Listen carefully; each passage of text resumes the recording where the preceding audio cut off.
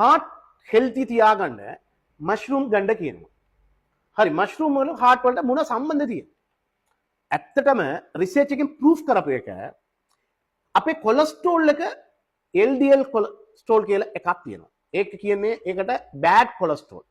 හොඳ නැති කොලෙස්ටරෝල් කියලා තමයි ඒක නම. ඒක අඩු කරනවා. ඒ නිසා atherosclerosis formation එක අඩු කරලා ලේ යන pathway එක වේගය වැඩි කරලා ලේ යන ප්‍රශ්න නැතුව ලේ යවනවා heart වලින් අනිත් වෙන වලට. අනිවාර්යෙන් මේක මෂ්රූම් කවවා නම් වෙනවා කියලා කියනවා.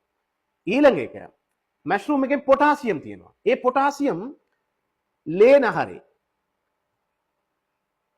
දිග අරින්න. ඒ කියන්නේ ඉලාස්ටිසිටි එක මේන්ටේන් කරලා ප්‍රෙෂර් එක අඩු කරන නිසා ඒ ප්‍රෙෂර් අඩු නිසා heart healthy වැඩ කරනවා.